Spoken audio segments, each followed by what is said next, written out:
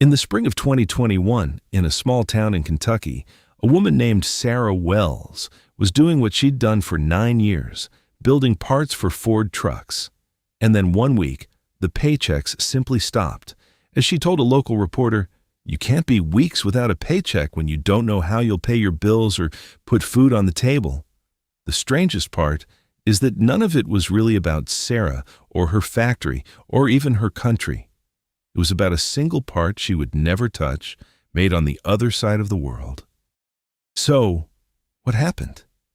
A few hundred miles away, something almost surreal was taking shape. Tens of thousands of brand new Ford trucks, fully built and gleaming, were being parked in enormous open fields because not one of them could be sold. There were so many that you could see them from space. And every truck was waiting for the same thing, a computer chip about the size of a fingernail that costs roughly $1. $1 billion production line and a woman's 9-year job, both brought to a halt by one tiny missing part.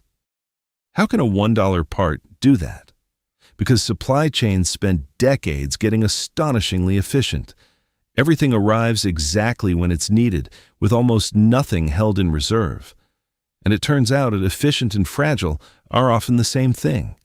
That's the strange truth about a supply chain. It's an invisible machine humming behind everyday life, and we only notice it the moment it breaks.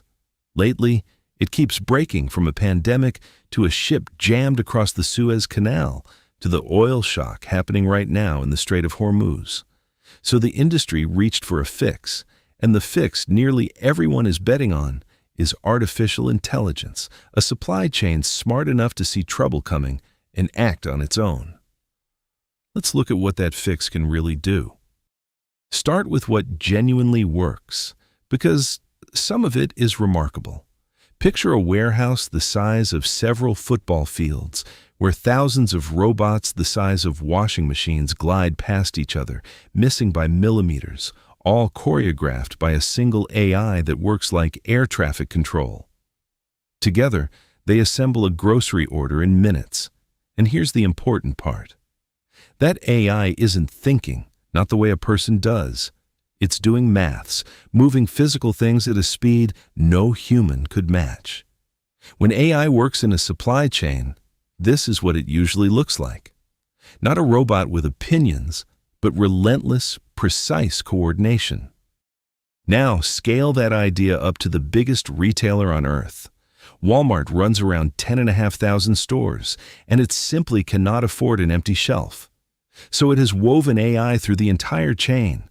There's an AI agent that negotiates contracts with suppliers, machine learning that predicts what people will buy from past sales, the weather, even local events, robots that now handle more than half of its online orders, prices that adjust on their own, and chatbots answering customers out front. No single breakthrough, just AI quietly threaded through every link. Step back, and the real work AI does comes down to a handful of jobs.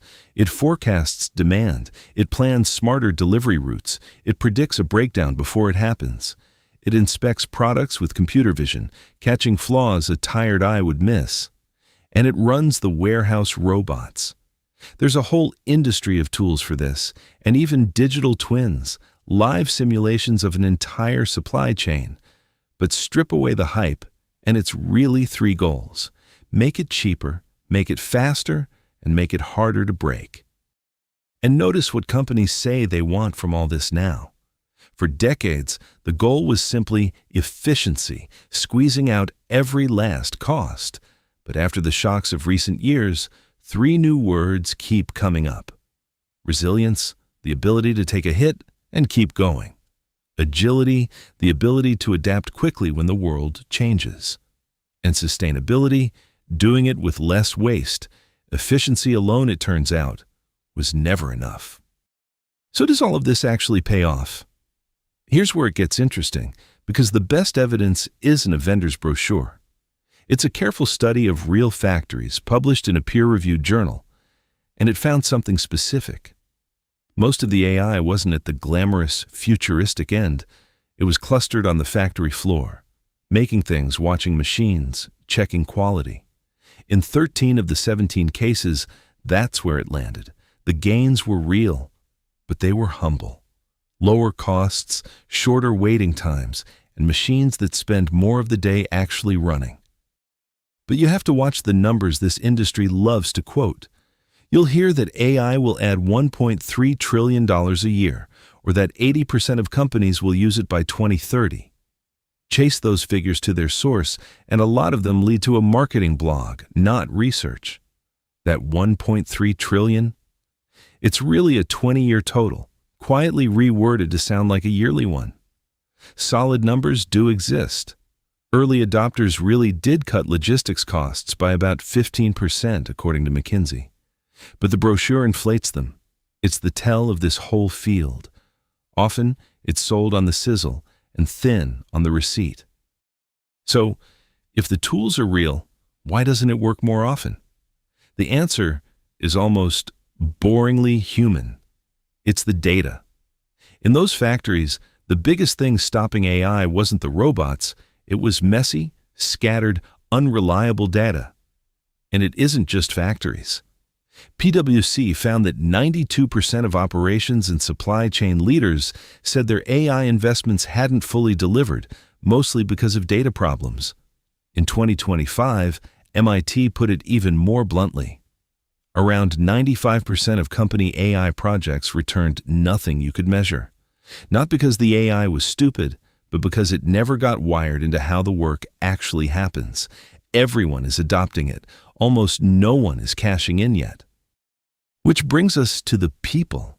The computer scientist Gary Marcus points out a pattern that fits supply chains perfectly. This kind of AI tends to work beautifully, right up until it meets something strange. And then it fails.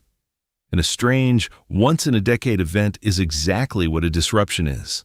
The mathematician Hannah Fry puts the answer simply. Keep a human in the driving seat and build machines honest enough to tell you when they're unsure. Automate the things you can check and keep a person watching the things you can't.